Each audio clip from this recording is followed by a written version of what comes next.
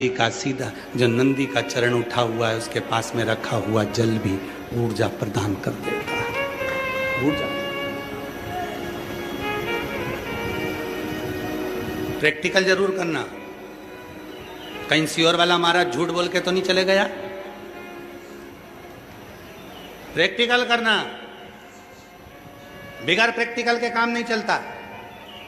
ये जितने पत्र आते हैं ये सारे पत्र प्रैक्टिकल के ही आते हैं। जिन्होंने प्रैक्टिकल करा उसको दिया। और प्रैक्टिकल कब सफल होता है? जब विश्वास हो। और अगर विश्वास नहीं है तो फिर तुम कितने भी प्रैक्टिकल कर लो फिर उसका कोई फल नहीं। विश्वास हो, भरोसा हो, दृढ़ता हो, तब तो प्रैक्टिकल सफल हो। लोहार शिव जी के मंदिर में जाता है।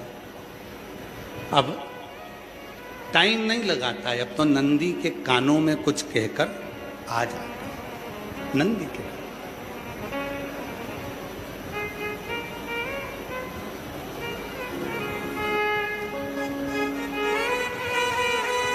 और ये जीवन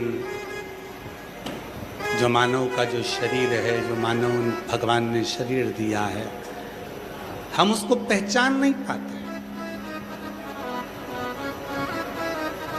अपनी पूरी जिंदगी जब निकल जाती है वो कहते हैं जीवन खत्म हुआ तो जीने का ढंग आया, जब शम्मा बुझ गई तब महफिल में रंग आया। ये जीवन की रीति हो जाती है।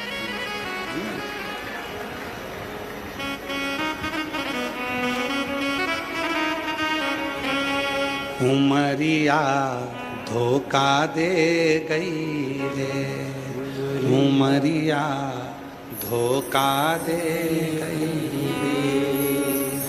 हरि भजन में कल पर छोड़ा, हरि भजन मैंने कल पर छोड़ा और सांस निकल गई रे उमरिया। संत ने जाकर फिर कहा लोहार से, तुम मंदिर जाते हो, वापिस आ जाते हो, क्या एक क्षण में शिव जी की साधना हो जाती है?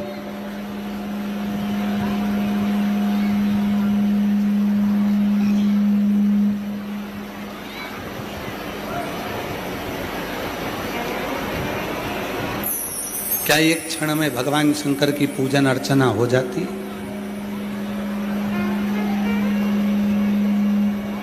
लोहार ने कहा कि परिवार का भरण पोषण भी करना रहता है, परिवार को संभालना भी रहता है, तो मेरे पास में समय का अभाव है, इसलिए मैं शिव के नंदी के पास जाकर शिव के नंदी को अपनी बात कहकर आ जाता। शिव नंदी के पास और फिर निवेदन है मेरी जीजियों, बलिया के बाबा बलखंडी नाथ मंदिर के इस पवित्र दिव्य प्रांगण में बैठकर आप कथा का रसतत्व ग्रहण कर रहे हैं। माननीय मंत्री महोदय श्री दयाशंकर सिंह जी द्वारा आप सभी के कहने पर ये शिव महापुराण की कथा की दिव्यता प्रदान करेगी।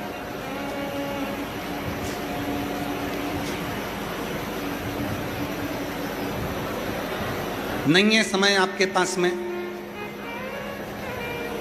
मंदिर में बहुत ज्यादा समय हमको नहीं दे पाते, कोई बात। शिव महापुराण की कथा कहती है आप बहुत ज्यादा समय शिव को नहीं दे सकते, मत दीजिए। बहुत सारा वैभव नहीं दे सकते, मत दीजिए। बहुत सारा कुछ पदार्थ नहीं दे सकते, मत दीजिए। पर शिव कथा कहती है एक क्षण का यदि केवल नाम उच्चारण, एक क्षण का केवल मंत्र जाप, एक क्षण का केवल नाम स्मरण भी आप शिव को दोगे, उसमें भी मेरा शंकर तुम्हारा कल्याण कर देगा, मेरा शिव तुम्हारा। वो एक क्षण, बहुत सारा नहीं, थोड़ा।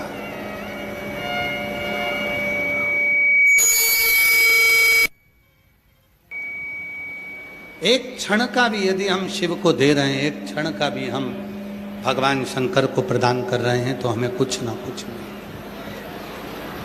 आपको क्या लगता है कि यहाँ बैठकर कथा का रस तत्व ग्रहण कर रहे, अरे बाहर की आवाज बढ़ा दो भाई, पब्लिक बाहर पीछे के चला, बढ़ाओ आवाज पीछे की। आपने जितना समय भगवान शिव को दिया, आपने जितना समय भोलेनाथ को, ओ गढ़दानी को, मेरे शंभू को दिया, वो समय आपका व्यर्थ नहीं जाए, वो समय आपका व्यर्थ नहीं करना।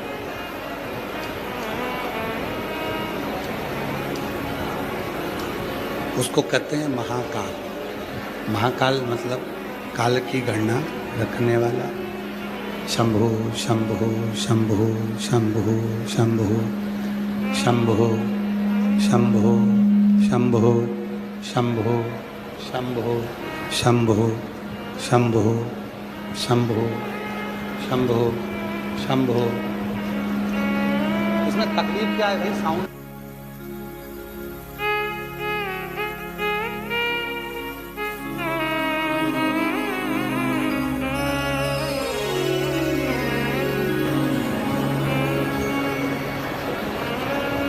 उसका नाम महाकाल है, उसको महाकाल कहते हैं।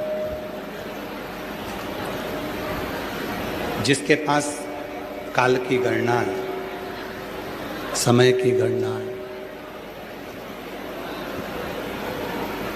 हम एक क्षण भी शिव के स्मरण में अगर डूबते हैं, हम एक क्षण भी भगवान शंकर का मंत्र जाप करते हैं, तो वो महाकाल की लिस्ट में, मेरे शिव की लिस्ट में रहता है हमारा एक क्षण भी।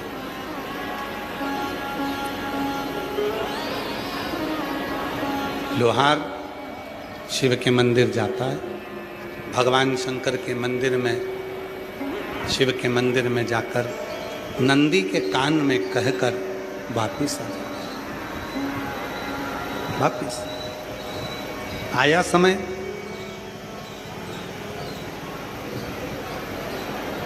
पूरे नगर में ऐसी जलवृष्टि हुई, ऐसी जलवृष्टि हुई कि पूरा नगर जल जल चारों तरफ भराने लगा। चारों तरफ जल ही जल भराने लगा।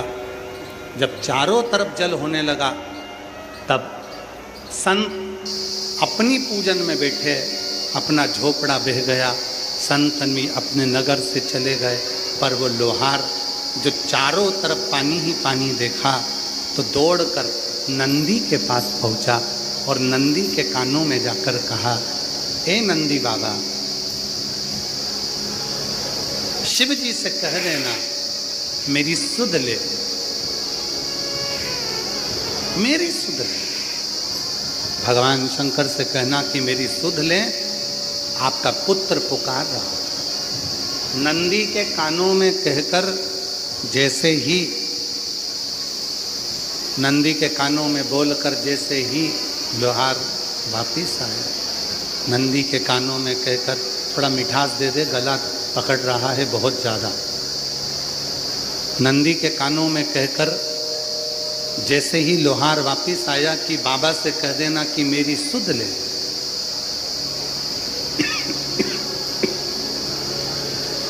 मेरी सुध ले, बस इतना कहकर तो वो वापिस आया ही था। और उतनी देर में मेरे भोलेनाथ ने ऐसी कृपा करी कि जल वृष्टि बंद करी और पूरे गांव की रक्षा मेरे शंकर ने कर दी। केवल एक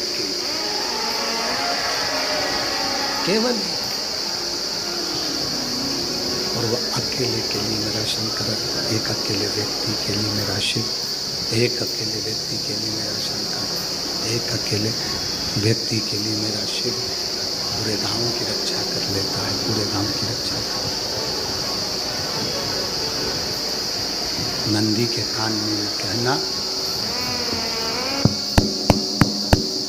नंदी के कानों में जाकर कहना, अपने हृदय के भावों को कहना और अपने मन के भावों को नंदी के कानों में कहकर उसको अपने भावों को प्रस्तुत करना, भावों को नंदी के कानों में कहना।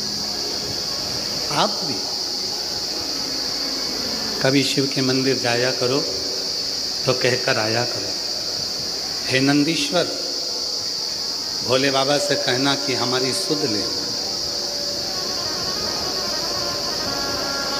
बहुत उलझनों में घिरा हुआ हूं, बहुत तकलीफों में फंसा हुआ हूं, बहुत कष्ट में फंसा हुआ।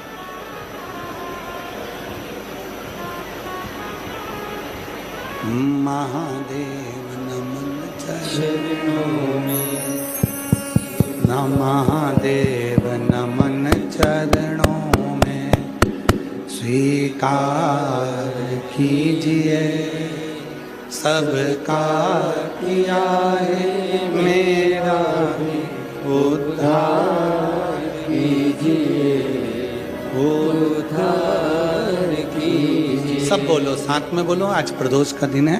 महादेव नमन चरणों में, महादेव नमन चरणों में, स्वीकार कीजिए सबका किया है, मेरा भी उद्धार कीजिए, उद्धार कीजिए। हे त्रिपुंडधारी, हे त्रिशूलधारी, हे त्रिपुंडधारी, हे त्रिशूलधारी, चरणों में तेरे बाबा जी पावन है चारों धाम, चरणों में तेरे बाबा जी पावन है चारों धाम।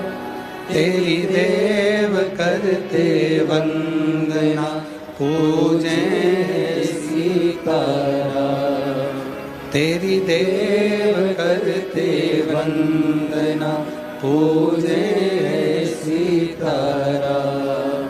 हो जाए पूरी कामना, हो जाए पूरी कामना, उपकार कीजिए सबका किया है, मेरा भी उद्धार कीजिए, उद्धार कीजिए। हे त्रिपुंडधारी, हे त्रिशूलधारी। शिव जी से अपने मन का भाव को नंदी के कानों में कहोगे, शिव तक पहुंच जाए। अपने मन के भाव नंदी से कहोगे, वो शिव तक पहुंचा दे। कौन माध्यम है? लड़का लड़की का संबंध जोड़ने के बीच में कोई ना कोई होता है। मामा, काका, बुआ, फूफा, नाना, नानी, कोई होगा जो संबंध जोड़ देगा। लड़की अच्छी है, देख लो एक बार, परिचित हैं अपने, देख लो एक बार। लड़का अच्छा है, देख लो एक बार, परिचित हैं। संबंध जोड़ने में कोई एक रिश्तेदार जो लड़का लड़की को पहचानता है, उसका परिचित बीच में रहता है। उसी तरह शिव से जोड़ने में कोई शिव का भक्त बीच में रहता है, जो आपको शंकर से जोड़ देता है। शिव से कोई तीन चीजें हैं। प्रदोष के दिन, प्रदोष काल में शिव मंदिर में लगाया गया दीपक, या बेलपत्री के नीचे लगाया गया दीपक, या शिव मंदिर में लगाया गया दीपक, या बेलपत्री के नीचे लगाया गया दीपक, या शिव के स्मरण कर कर अपने घर पर लगाया गया दीपक, तीनों फल देता, तीनों फल।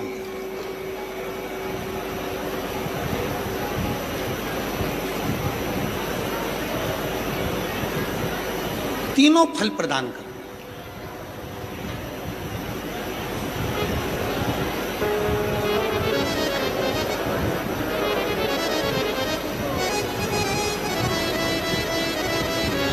शिव कथा कर रही है, आप अपना खुद का कर्म क्या कर रहे हैं, स्वतः कर्म क्या कर रहे हैं। कितना सुंदर कहा है शिव महापुराण में, एक संवाद आता है बड़ा सुंदर। मां पार्वती जी जब बाल्यावस्था में थी, माता पार्वती जी का जब बाल्यावस्था थी, केवल 4 वर्ष की माता पार्वती जी थी, केवल 4 वर्ष।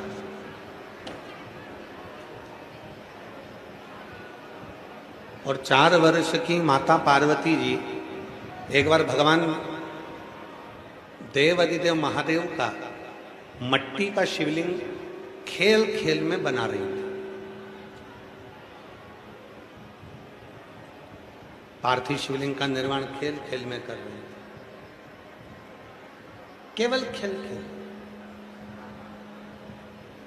खेलते खेलते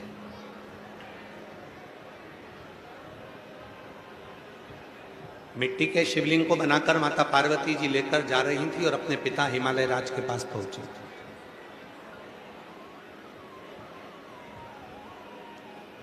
और पिता हिमालय राज के पास में जब पार्वती मैया पहुंची,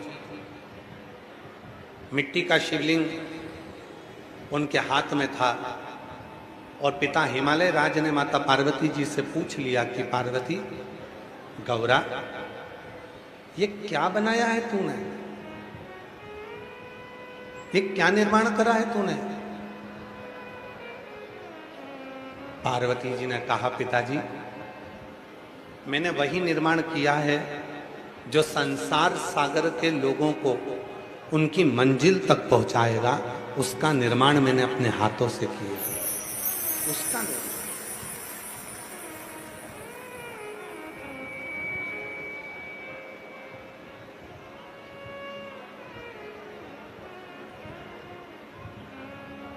एक पार्थिव शिवलिंग का निर्माण जब हम करते हैं तो केवल वो निर्माण नहीं रहता, वो हमें मंजिल में पहुंचाने का एक रास्ता बना देता।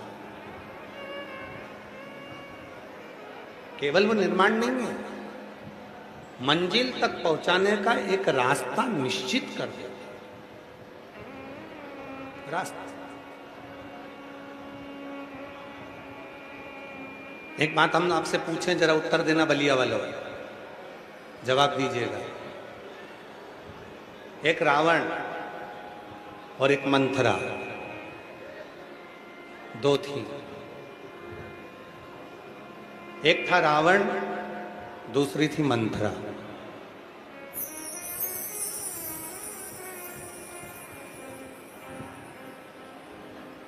पुतला किसका जलाते हो? जम के तो बोलो, रावण का। पर यदि तुम पुतला जला रहे हो रावण का, रावण को तुम हर साल मार रहे हो, पर सही मायने में तो रावण तक पहुंचने को जरूरत ही नहीं थी अगर मंथरा नहीं होती तो। रावण तक पहुंचना ही नहीं होता।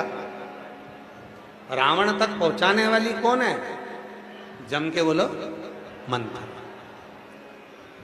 केवल एक मंथरा ऐसी है जिसने राम जी को रावण तक पहुंचा दिया। केवल एक मंथरा ऐसी है जो राम जी को रावण तक पहुंचा देती। केवल एक मंथरा। शंभु शंभु शंभु शंभु शंभु शंभु शंभु। रावण तक राम जी को भेजने वाली केवल मंथरा थी। केवल मंत्र। हम क्या कर रहे हैं? हर साल रावण को जला रहे हैं। आप और हम क्या कर रहे हैं? प्रत्येक वर्ष रावण का दहन करते हैं, हर साल रावण को मारते हैं, पर हम उस मंत्रा को नहीं ढूंढ पाते जो हमारे घर में प्रवेश कर कर हमारे घर के लोगों को कानों में भरकर और हमारे पूरे घर को बर्बाद कर देती है और हमारे जीवन को भी बर्बाद कर देती है। उस मंत्रा तक हम नहीं पहुंचे। वो मंत्रा को हम और आप ढूंढ नहीं पा रहे, वो मंत्रा तक हम और आप पहुंच नहीं पा रहे, वो मंत्रा तक आप और हम नहीं पहुंच पा रहे। एक बार जब सही करवा दिया था, बैठ गए थे, फिर वापस वो चालू हो गए। शंभो शंभो शंभो शंभो शंभो। बढ़ाइए, बाहर का प्रेशर अंदर का प्रेशर दोनों बढ़ाइए। शंभो शंभो। हम और आप मंत्रा को नहीं ढूंढ पा।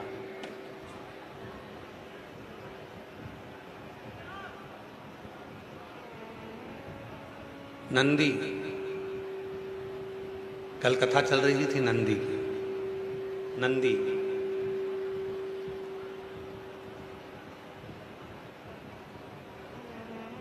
भ्रमण करने के लिए निकले,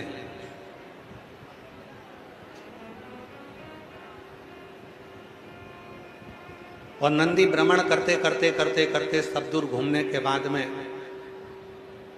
आखिरी में नंदी एक बट वृक्ष के नीचे जाकर बैठे।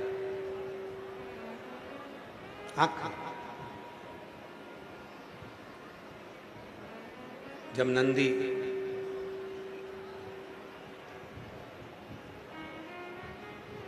एक वट वृक्ष के नीचे जाकर बैठते हैं, कुछ देर बाद वहीं से श्री तुमरुका जी का आगमन हो जाता है। तुमरुका जी जो भगवान शंकर के परम भक्त हैं, भगवान शिव के परम भक्त हैं, जिनका मुख घोड़े का लगा हुआ है, में वीणा है, करताल है, और शिव नाम दिन भर 24 घंटे उनके मुख से निकलता रहता है। भगवान शंकर के नाम का उच्चारण वो करते रहते हैं, शिव नाम लेते रहते हैं, शिव नाम। तुमरुका नंदी जी बढ़ के नीचे बैठे। अरे बाहर का प्रेशर बढ़ाओ भाई, आवाज नहीं आ रही, यहाँ की भी आवाज गूंज रही है। आवाज, ये स्पीकर चल रहा है क्या? कान तो लगाओ, थोड़े से चल रहा है तो फिर आवाज कहाँ है? शंभो। नंदी, आवाज नहीं आ रही है इधर, अंदर भी आवाज नहीं आ रही है पंडाल में। अंदर के स्पीकर ऑन खोलिए, अंदर के जितने लगे हैं, और प्रेशर खोलो अंदर का, इधर पंडालों का, तो पंडाल की आवाज ही आ जाएगी इधर। नहीं आ रहा स्पीकर में आवाज। ये देखो पब्लिक को पूरी कोई आवाज ना जा रही है। नंदी बट वृक्ष के नीचे जाकर विराजमान, और नंदी जब बट वृक्ष के नीचे जाकर, बस ठीक है अभी आएगा। नंदी जब बट वृक्ष के नीचे जाकर विराजमान हुए, तब तुमरुका जी का आगमन हुआ। शिव नाम लेते लेते लेते लेते तुमरुका जी आ रहे हैं। शिव नमः शिवाय, ओम नमः शिवाय, नमः शिवाय, नमः शिवाय।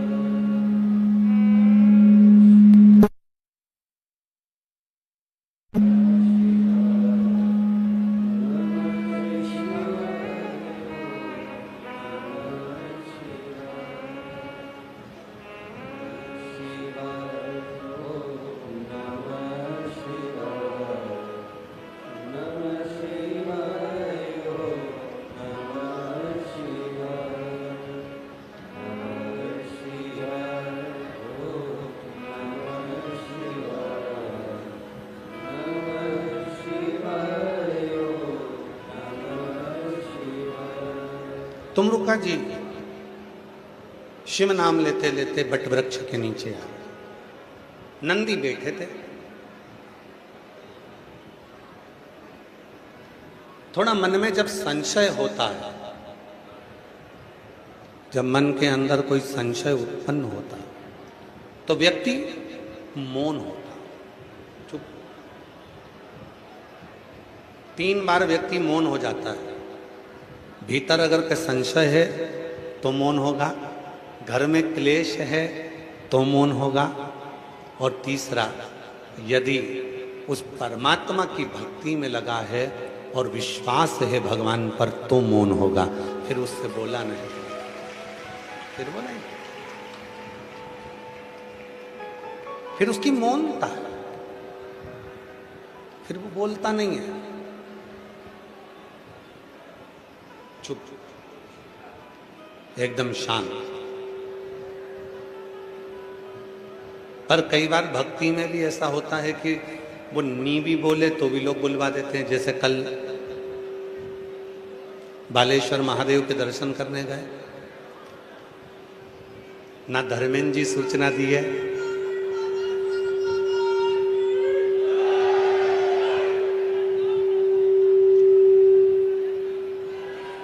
ना धर्मेंद्र जी सूचना दिए किसी को, ना हमने किसी को बोला कि हम जा रहे हैं।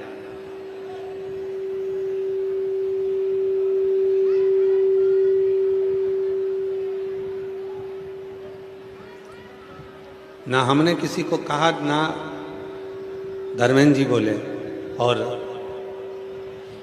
मंदिर में भर गए लोग। अब भरे तो भरे अपनी जगह पर थे। जल चढ़ाना था महादेव को, सबके हाथ में थाली, लोटा, गंगा जल चढ़ाना था बालेश्वर महादेव को, और इन्होंने चढ़ाना चालू कर दिया।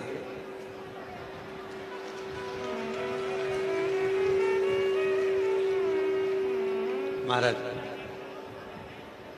हम जाते जाते पीछे मुड़े। दरवाजे पर पहुंचने के बाद में जब पीछे मुड़कर दर्शन किया, जब पीछे मुड़कर देखा, पीछे मुड़कर जब दर्शन किया, शंभो शंभो शंभो शंभो शंभो शंभो शंभो शंभो शंभो। थोड़ा अंदर का बढ़ाओ, थोड़ा बाहर का बढ़ाओ, तो दोनों का लेवल बराबर रहेगा। शंभो शंभो। जाते जाते दर्शन किया, पीछे मुड़कर हमने भी महादेव से कहा, बारे प्रभु बड़ी गजब कृपा है तुम्हारी। शाम को गंगा जी के दर्शन करने गए थे, रात हो गई थी तो स्नान नहीं कर पाए, पर मालूम बालेश्वर बाबा ने अपने ही मंदिर में ऐसा जल चढ़वाना प्रारंभ करा कि गंगा जी का स्नान मंदिर में ही करा।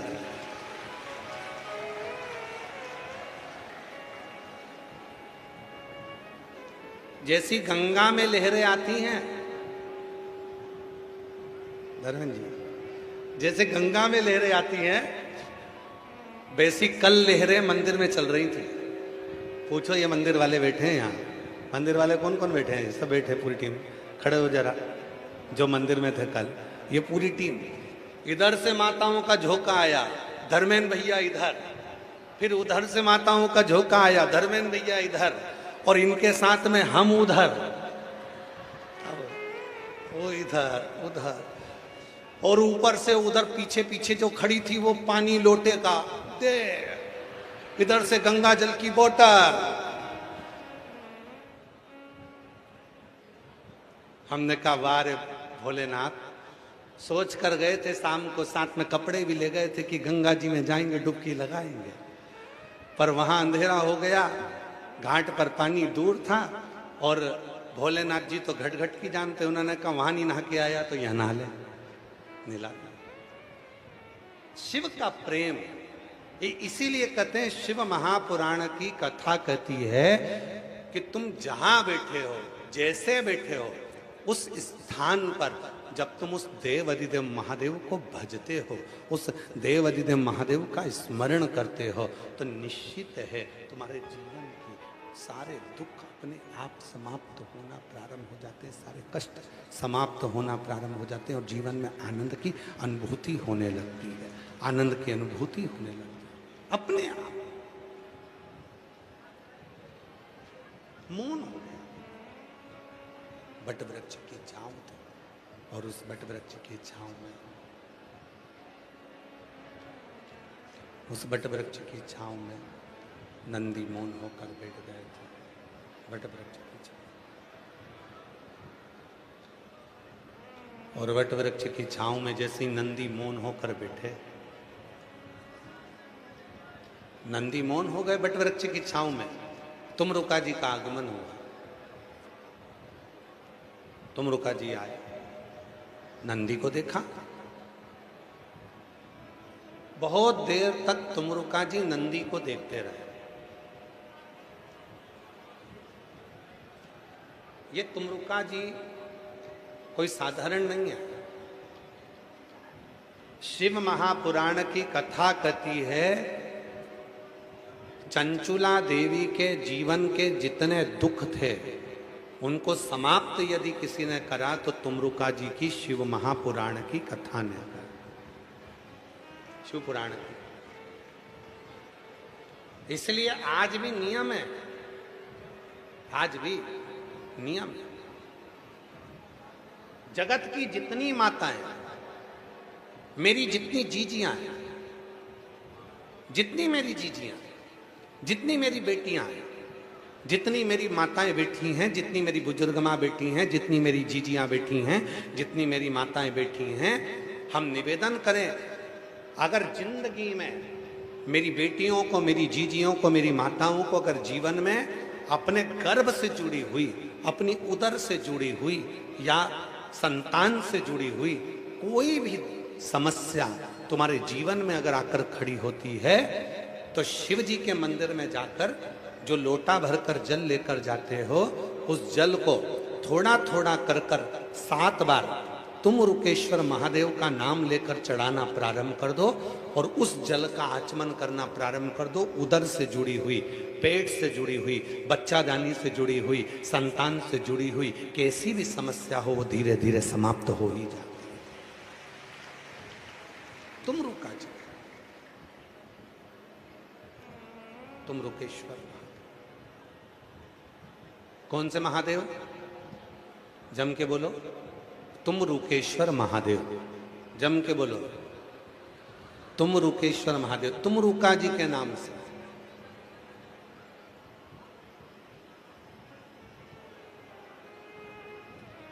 क्यों?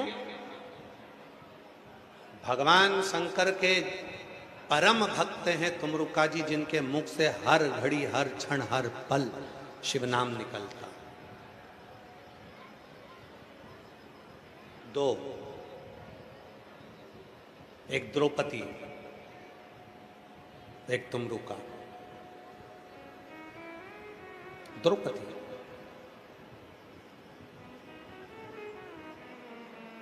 एक बार हमने पहले एक बहुत सुंदर संवाद वर्णन किया था, अगर आप लोगों के स्मरण में हो तो पुनः उसका स्मरण करते हैं। भगवान कृष्ण जा रहे थे, सत्यभामा जी ने पूछ लिया, द्वारकानाथ कहाँ जा रहे हो?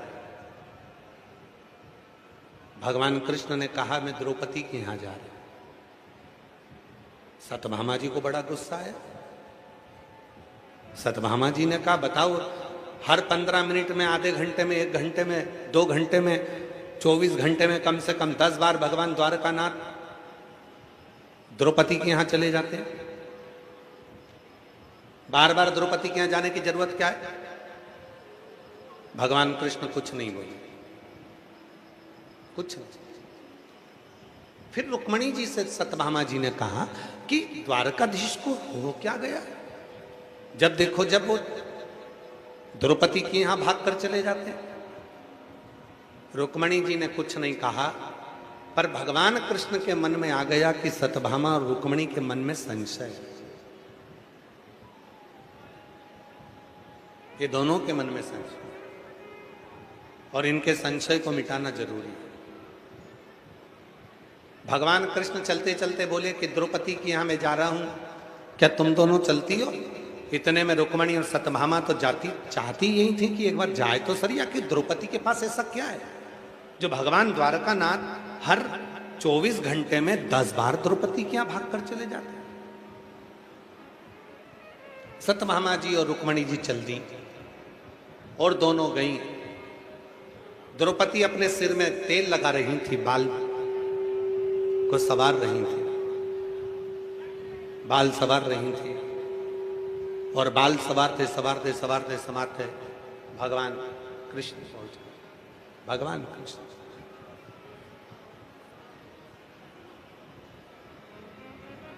भगवान कृष्ण ने जाकर, इसको बढ़ा दो भाई थोड़ा, भगवान कृष्ण ने जाकर पूछा,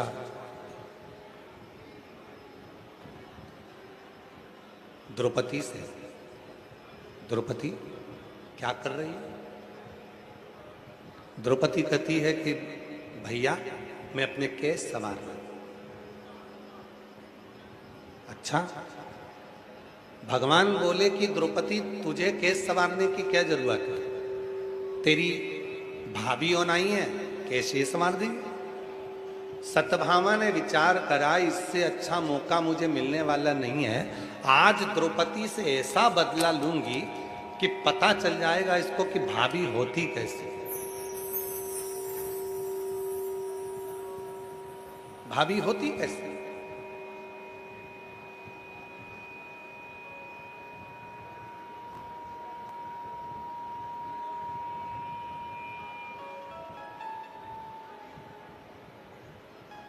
सत्यभामा जी बैठ गई द्रौपदी के केशों में तेल लगाने के लिए,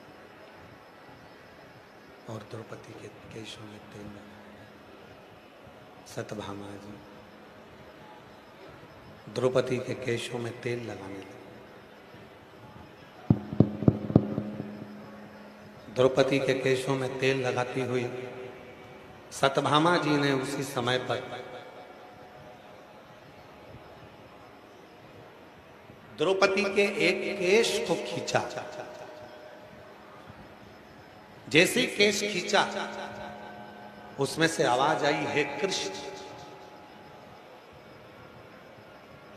सत्यभामा जी को समझ में नहीं आया कि आखिर बात क्या है, कि मैंने बाल खींचा, मैंने केश खींचा और केश खींचने पर उसमें से आवाज आ रही है, बाल खींचने पर उसमें से आवाज आ रही है, कृष्ण।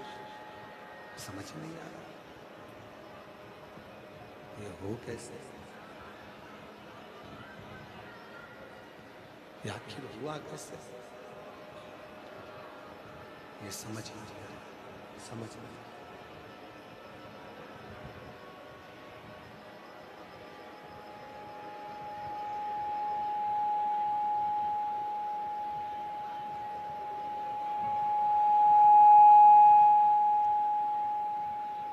शंभु शंभु शंभु शंभु शंभु शंभु शंभु शंभु शंभु शंभु शंभु शंभु शंभु शंभु शंभु शंभु शंभु शंभु शंभु। उसमें से आवाज आई, है कृष्ण। दौड़कर सत्यभामा जी रुक्मणी जी के पास गए। रुक्मणी जी से कहा कि मैंने द्रौपदी का केश खींचा था और उसमें से आवाज आई है, कृष्ण।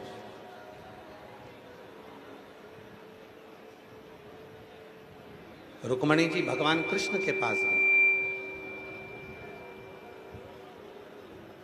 और भगवान कृष्ण से जाकर कहा, नाथ एक बात समझ में नहीं आती कि द्रौपदी का केश खींचा जाता है और उसमें से आवाज आती है, हे कृष्ण, ऐसा क्यों?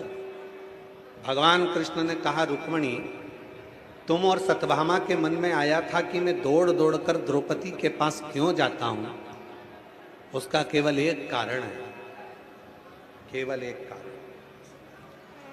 ये मानव के शरीर में जो 3.5 करोड़ रोम छिद्र हैं, ये मानव के शरीर में यह मानव के देह में जो 3.5 करोड़ रोम छिद्र हैं, 3.5 करोड़ जो रोम छिद्र हैं, ये 3.5 करोड़ रोम छिद्र भगवत नाम के लिए केवल सारे ब्रह्मांड में केवल एक द्रौपदी ऐसी है जो 3.5 करोड़ बार मेरा नाम 24 घंटे में ले लेती है।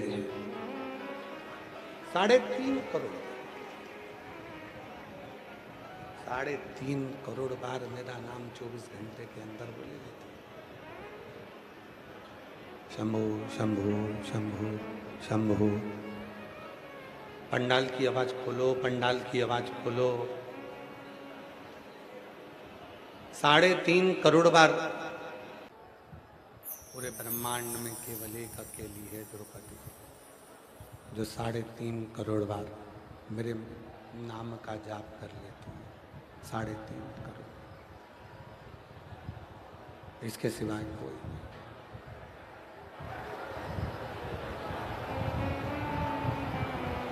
एक द्रौपदी 3.5 करोड़ बार भगवान के नाम का जाप करती है। एक तुमरुका जी जो 3.5 करोड़ बार शिव नाम का जप कर लेते हैं। दोनों। एक द्रौपदी 3.5 करोड़ बार भगवान शंकर के नाम का जप करती। एक तुमरुका जी 3.5 करोड़ बार भगवान शंकर के नाम का जप करते, भगवान शिव के नाम का जप करते। 3.5। आप में से कोई है जो 3.5 करोड़ बार भगवान का नाम जप करता? चलो जाने तो पूरे उत्तर प्रदेश में जाओ, मध्य प्रदेश में जाओ, तुम राजस्थान चले जाओ, तुम्हारी मर्जी पड़े, पूरे भारत में पूरे विश्व में घूमी आओ, कोई नहीं मिलेगा जो 3.5 करोड़ बार 24 घंटे में भगवान का नाम 3.5 करोड़ बार ले लेता होगा। पर शिव पुराण की कथा में स्वयं तुमरुका जी नंदी से कहते हैं, नंदी जब कोई 3.5 करोड़ बार भगवान शंकर का नाम जाप नहीं कर सकता तो उसको शिव महापुराण की कथा में जाकर बैठ जाना चाहिए। जब वहां पर मंत्र का जप होता है तो 3.5 करोड़ बार ये रोम छिद्र में वो समाहित हो जाता है।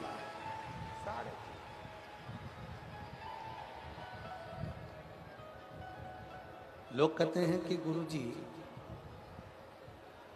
आखिर शिव पुराण में आने के बाद में, भगवान शंकर की कथा में आने के बाद में लोगों का कार्य सफल क्यों हो जाता है?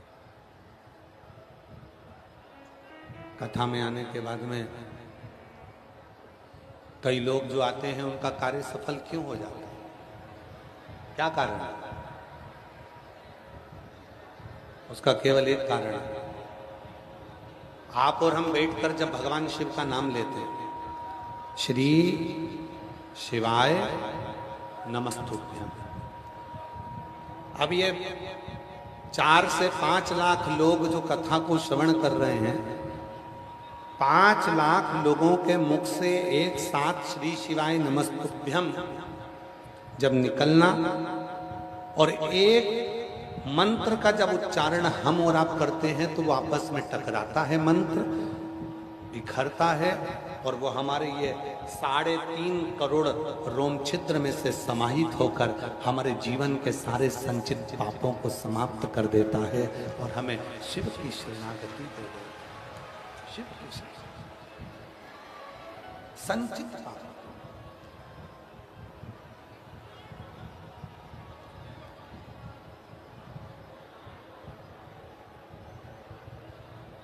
नंदी बट वृक्ष की छांव में बैठे थे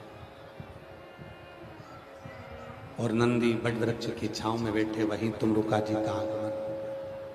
तुमरुका जी, क्या बात है नंदी, क्या हुआ? नंदी ने कहा कि मेरे मन में थोड़ा सा संशय है, मेरे उस संशय को समाप्त कर दो।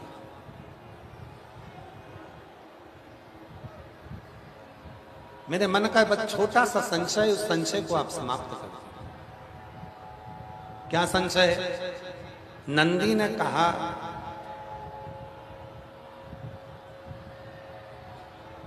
संशय केवल इतना सा है, संशय केवल इसी बात का है कि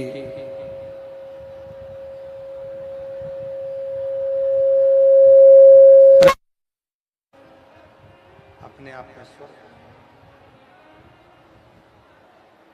पर मान लो यदि घर को स्वर्ग बनाना है तो क्या करना है?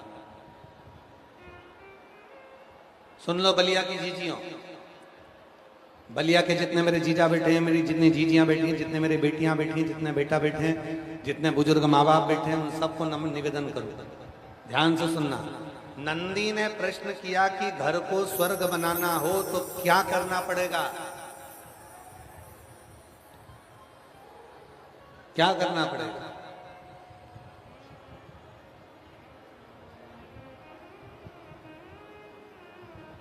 तुमरुका जी ने जो जवाब दिया उसको सुनिएगा। तुमरुका जी ने जवाब दिया कि अगर घर को स्वर्ग बनाना है तो केवल दो चीजों का स्मरण करिए। दो चीज। पहला, पुरुष कानों को बंद कर ले और घर में रहने वाली स्त्री अपने मुख को बंद कर ले तो घर पूरा स्वर्ग बन जाए। पूरा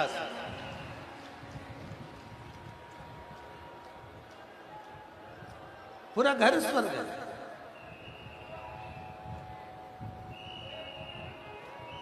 शिव करुणा सागर हैं और जब भगवान शंकर करुणा सागर हैं, नंदी से भगवान तुमरुका जी कहते हैं कि शिव को पहचानने के लिए, भगवान शंकर को जानने के लिए, पहचानने के लिए,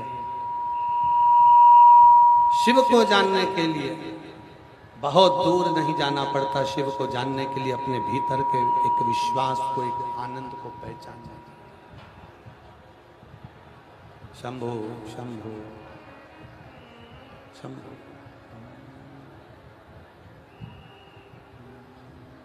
शंभु शरणे पड़े मांगू घड़ी रे घड़ी, दुख काटो दया करी न दर्शन आपो।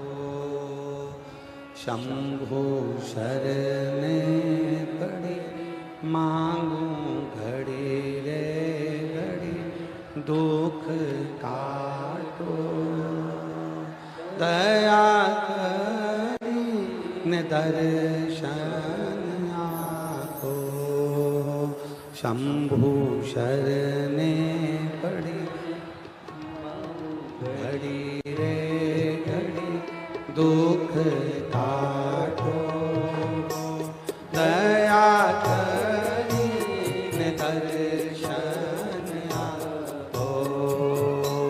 शंभु शरणे पड़ी मांगू घड़ी रे घड़ी, दुख काटो दया करी न दर्शन आपो। शंभु शरणे पड़ी मांगू घड़ी रे घड़ी, दुख काटो दया करी न दर्शन आपो।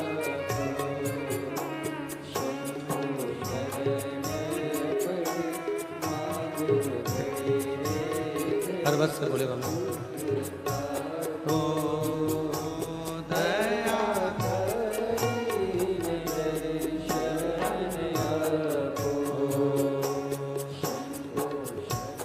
हार हार पर्वत से भोले बाबा नीचे उतर आओ। पर्वत से भोले बाबा ओ पर्वत से भोले बाबा नीचे उतर आओ। पर्वत से भोले बाबा नीचे उतर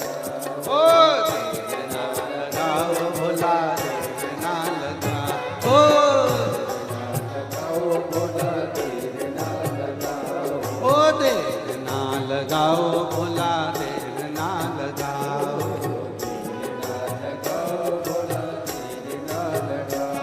ओ पर्वत से भोले बाबा नीचे उतर आओ। पर्वत से भोले बाबा नीचे उतर आओ। पर्वत से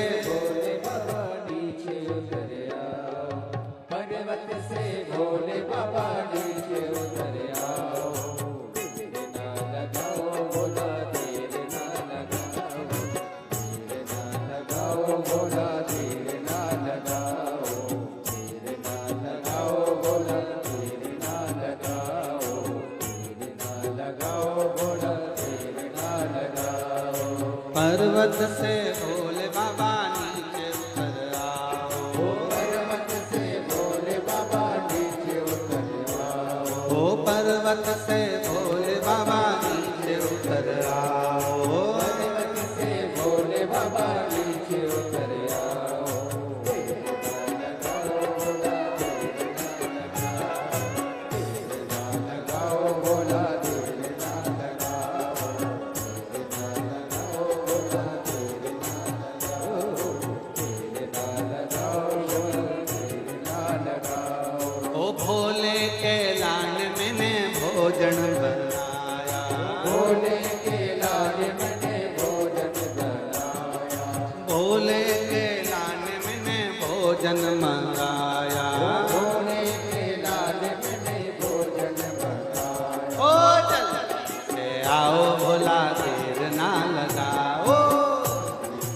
आओ भोला देर ना लगाओ। ओ जल्दी से आओ भोला देर ना लगाओ। जल्दी से आओ भोला देर ना लगाओ। ओ पर्वत से भोले बाबा नीचे उतर आओ।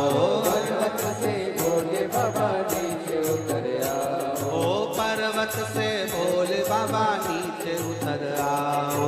पर्वत से भोले बाबा नीचे उतर आओ। ओ देर ना लगाओ भोला देर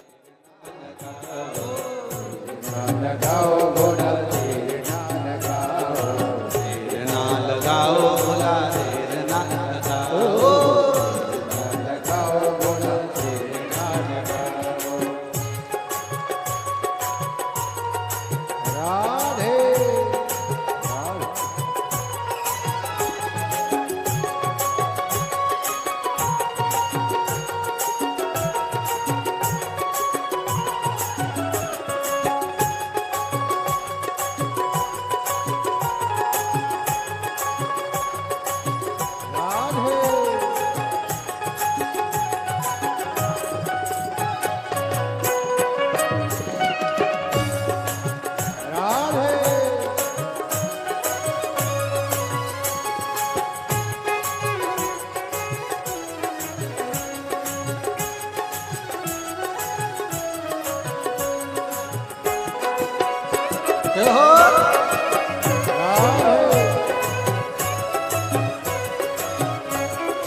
भोले के लान मैंने गंगा जल मंगाया।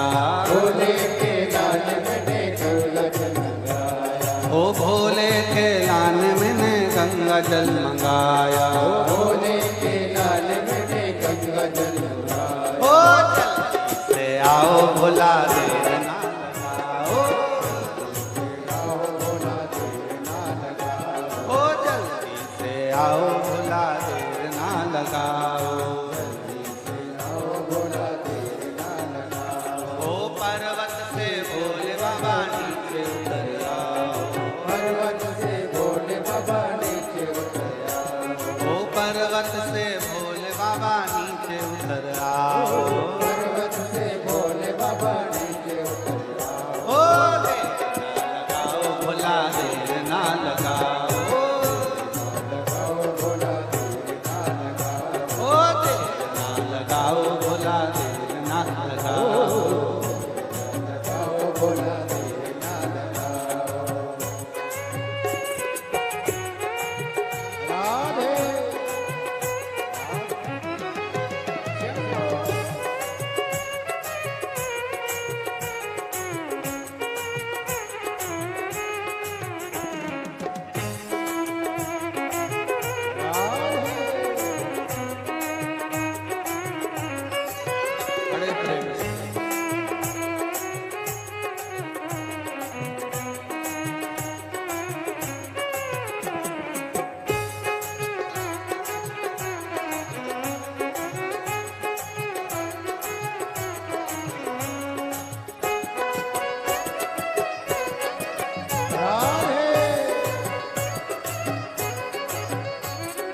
भोले के लालन ने सेजवा बिछाया, भोले के लालन ने सेजवा बिछाया, ओ भोले के लालन ने सेजवा बिछाया, भोले के लालन ने सेजवा बिछाया। ओ जल्दी से आओ भोला देर ना लगाओ, ओ जल्दी से आओ भोला देर ना लगाओ, जल्दी से आओ भोला देर ना लगाओ, जल्दी से आओ भोला देर ना लगाओ, जल्दी से आओ भोला देर ना लगाओ।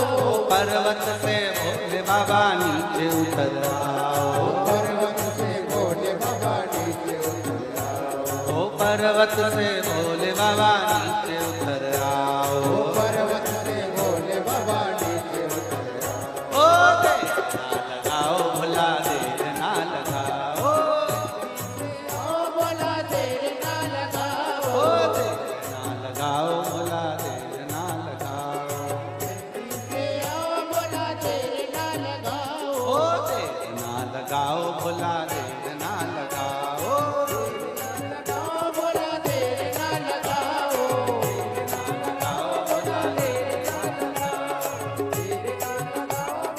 देर ना लगाओ, ओ देर ना भोला देर ना लगाओ, ओ देर ना लगाओ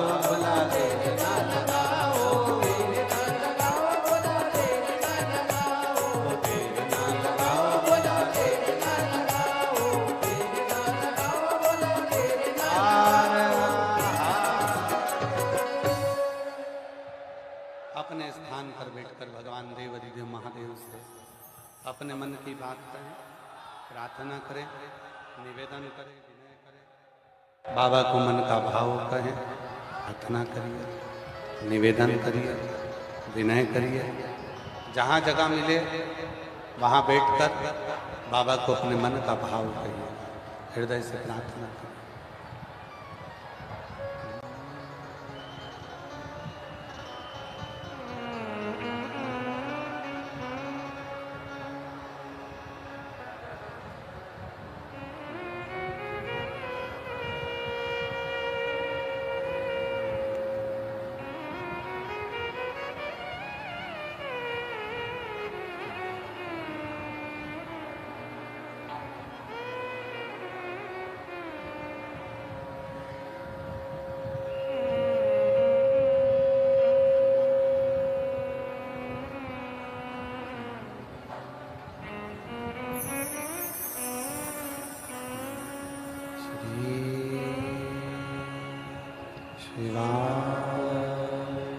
नमस्तु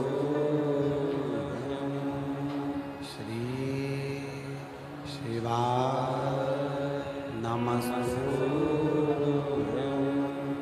श्री शिवाय नमस्तु श्री शिवाय नमस्तु श्री नमस्तु भोला सब दुख काटो ओ भोला सब दुख काटो शिव शंकर जपो तेरी माला भोले बाबा जपो तेरी माला भोला सब दुख काटो हमारा ओ भोला सब दुख काटो हमारा वेश है मंगल मंगलकारी वेश है मंगल मंगलकारी शमशान वासी हमारा शमशान वासी हमारा ओ भोला सब दुख काटो हमारा ओ भोला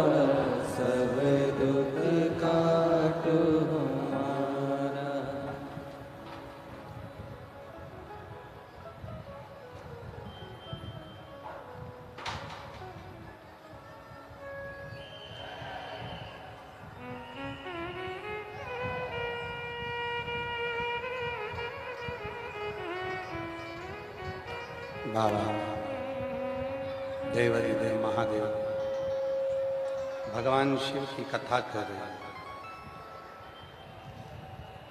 घर को स्वर्ग बनाने का केवल एक तरीका अपने जीवन में देखा, शिव तत्व। भगवान ओगड़दानी की कथा कहती है, एक बार मां पार्वती जी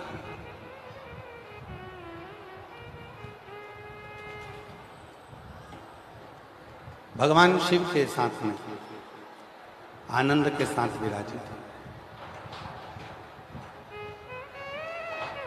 और माता पार्वती जी भगवान शिव के साथ में आनंद के साथ विराजित थी। तभी पार्वती जी के कुछ प्रश्न हैं जो भगवान शंकर से उन्होंने उत्तर मांगा। कुछ प्रश्न माता के, पहला,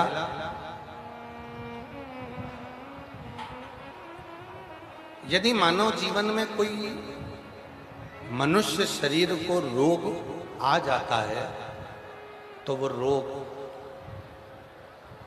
समाप्त होने में देरी क्यों लगती है?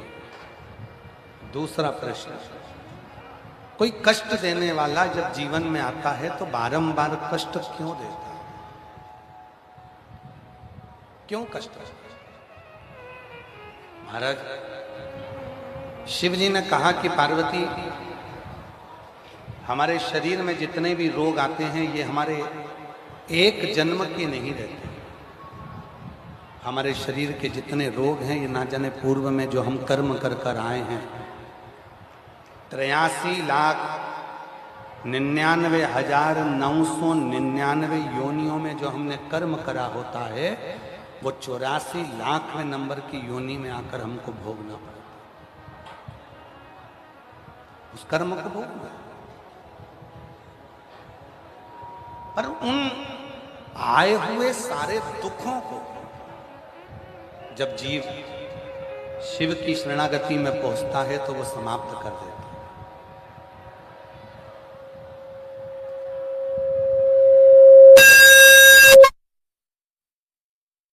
सारे दुख।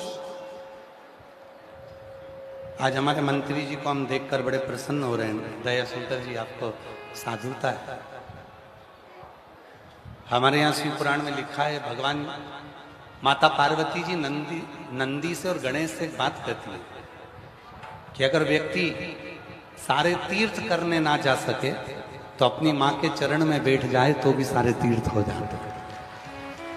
और आज आप कथा सुनने के लिए जो बैठे हो, अपनी माता को आपने ऊपर बिठाकर और आप उनके चरणों में बैठकर जो कथा श्रवण कर रहे हैं, ये सारे संसार के लोगों को प्रेरणा देने वाली है। हम कहेंगे आस्था चैनल वालों को कि ये संपूर्ण जगत को प्रेरणा देने वाली एक बात है कि अपनी माता को ऊपर बिठाकर स्वयं चरणों में बैठकर कथा का रसतत्व ग्रहण कर।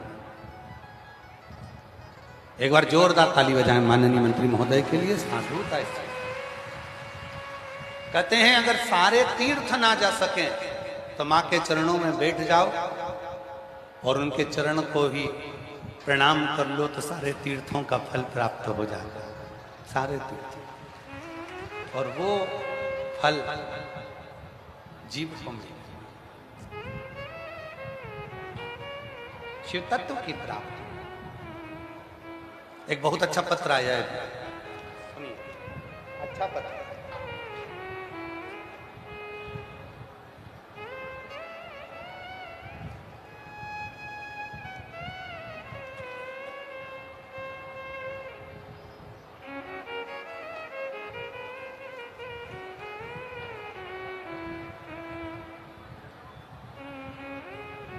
मेरा नाम नंदिनी गुप्ता है, पति का नाम पवन कुमार गुप्ता है।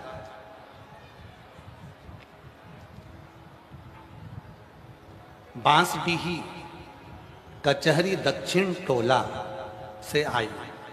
कहीं बैठी हो तो हाथ हिला सकती हैं और आई हो तो आ सकती हैं बेलपत्र में। मेरा नाम नंदिनी गुप्ता, पति का नाम पवन कुमार गुप्ता। मैं बांसडीही कचहरी दक्षिण टोला से आई हूँ। गुरुजी, मेरी शादी 16 फरवरी 2015 में हुआ था। मेरी शादी को 11 साल हो गए थे, लेकिन मेरी कोई संतान नहीं हुई। यहाँ तक कि डॉक्टरों को भी दिखा चुकी हूँ, लेकिन कोई फायदा नहीं हुआ। यहाँ तक डॉक्टरों की दवा देने से इनकार कर दिया कि तुम्हें संतान नहीं है। IVF कराने का बोला, वो भी करवा के देख लिया, फिर भी संतान नहीं। गुरुदेव, आपने आंकड़े की जड़ का उपाय बताया था। आंकड़े की जड़ वाला उपाय मैंने किया और बाबा की ऐसी कृपा हुई गुरुदेव, मैं नहीं जानती कि आप बोलते हो कि शिव बोलते हैं, पर आपने जो सफेद आंकड़े की जड़ का प्रयोग बताया, बाबा की कृपा से मेरे यहाँ 19 मार्च 2026 को 11 साल के बाद में संतान की प्राप्ति हो गई। मैं बाबा को यहाँ प्रणाम करने के लिए आया। एक पत्र और बड़ा सुंदर है।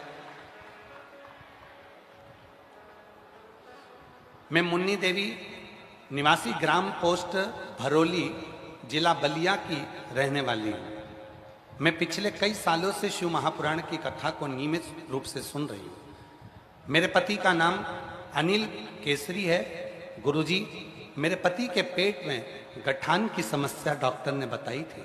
गुरुजी, डॉक्टर ने कहा कि इनके गठान का ऑपरेशन करना पड़ेगा, ये लीवर पर सूजन है और गठान हो गया। हम लोग घबरा गए, करें तो करें क्या। डॉक्टर ने तो कह दिया था कि घर जाकर तुरंत आओ और फिर इसका ऑपरेशन कराओ। तब किसी के कहने पर हमने कथा सुनना प्रारंभ करा। शिव जी के मंदिर में जल चढ़ाना, डॉक्टर की जो दवाई थी उसको कुंदकेश्वर महादेव के नाम से लेना प्रारंभ करा। और बाबा की ऐसी कृपा हुई गुरुदेव कि कुंदकेश्वर महादेव का स्मरण करके पूरे नियम और विश्वास के साथ जो किया, डॉक्टर के पास गए और बोली कि एक बार चेकअप करके देख लीजिए। तो डॉक्टर ने जब जांच करी तो पता चला कि पेट की गठान पूरी तरह से ठीक हो चुकी है। और गुरुजी, आश्चर्य की बात यह है कि कोई ऑपरेशन कराने की जरूरत नहीं पड़ी। मैं शिव को नमन करने के लिए आई हूं। एक पत्र और बड़ा सुंदर है।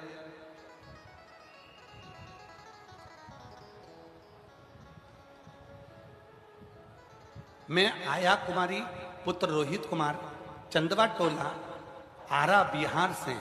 बाबा, मैं कोरोना में टीवी देख रही थी और अचानक आपकी कथा देखी और आपने कथा में पशुपतिनाथ व्रत करने के बारे में बताया। बाबा, मैंने भी पशुपति व्रत करा। पहली बार बाबा की ऐसी कृपा हुई कि बाबा ने मेरे बेटे का 5 सोमवार में ही पूरा हो गया और BA सेप्ट हेड कांस्टेबल के रूप में मेरे बेटे का सिलेक्शन हो गया। और बाबा, दूसरी बार में बाबा ने मुझे 10 कट्ठा जमीन भी दिला दी। मैं बाबा को यहाँ धन्यवाद देने के लिए आई हूँ, प्रणाम करने के लिए आई हूँ। शिव तत्व इसी को कहते हैं, शंकर की करुणा इसी को कहते हैं, शिव की दया इसी को कहते हैं। एक विश्वास, एक भरोसा, एक दृढ़ता मानव के जीवन को सुख दे जाती है, मानव के जीवन को सफलता दे।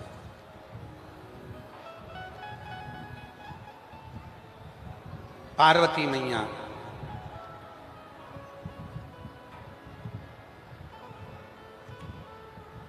छोटे से शिवलिंग को बनाकर, पार्थिव शिवलिंग को बनाकर भगवान पार्थिव शिवलिंग को लेकर हिमालय राज के पास में पहुंच गए। पार्थिव शिवलिंग,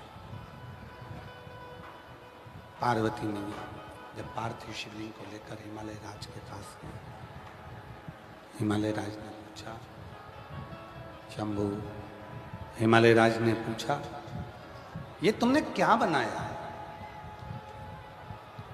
पार्वती जी कहती हैं, पिताजी, मैंने जो ये शिवलिंग का निर्माण करा है, ये शिवलिंग ही मुझे मंजिल तक पहुंचा। पूरी शिव महापुराण को उठाकर देख लीजिए, पूरी स्कंद पुराण को उठाकर देख लीजिए, पूरी लिंग पुराण को उठाकर देख लीजिए,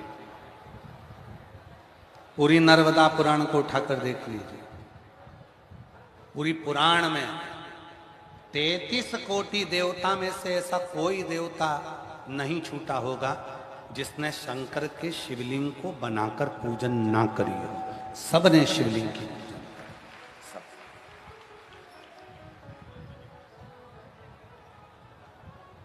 सब शिवलिंग की पूजन कर, सब शंकर की शिवलिंग का पूजन कर, शिवलिंग की आराधना कर, शिवलिंग की साधना कर, भगवान शंकर के शिवलिंग की पूजन कर, आराधना कर।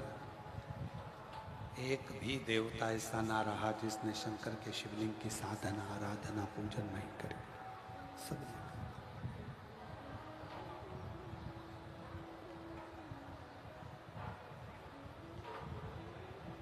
पार्वती जी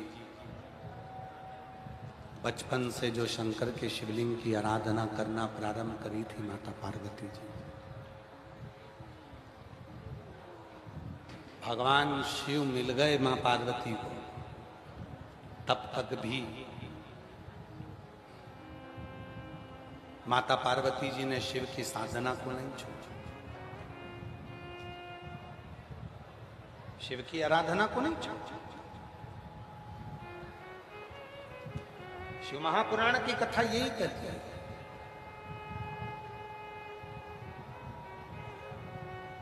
एक होती है गुलाब जामुन और एक होता है गुलाब का फूल।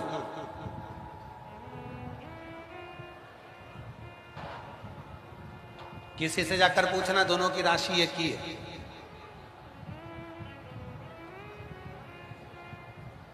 गुलाब जामुन और गुलाब के फूल की राशि एक ही है।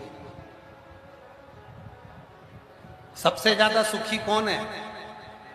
गुलाब जामुन मावे से बनती है, खोए से बनकर तैयार घी में चली जाती है, घी में तल के तैयार तरबतर घी में चाशनी में चली जाती है, चाशनी में तरबतर तैयार। सबसे ज्यादा सुखी अगर कोई है तो वो गुलाब जामुन है, गुलाब जामुन। और एक है गुलाब का फूल, कांटों में जन्म लिया, कांटों में बड़ा, कांटों में रहा और आखिरी में कांटों में से टूटा और महादेव के चरणों में चला गया। महादेव एक गुलाब जामुन, गुलाब का फूल, दोनों की राशि एक है।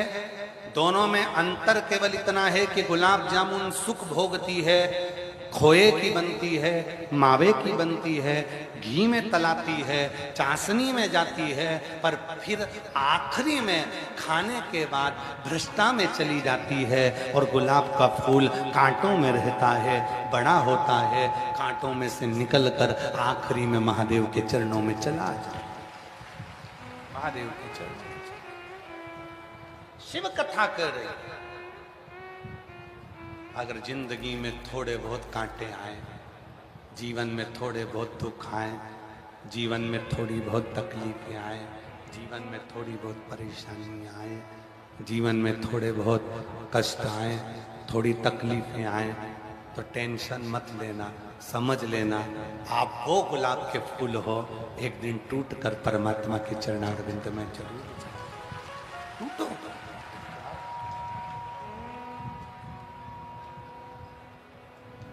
मिल गया कोई परिवार के अंदर, परिवार के बाहर, मित्रों में, दोस्तों में, नातों में, रिश्तों में, नगर में, गांव में, खेड़े में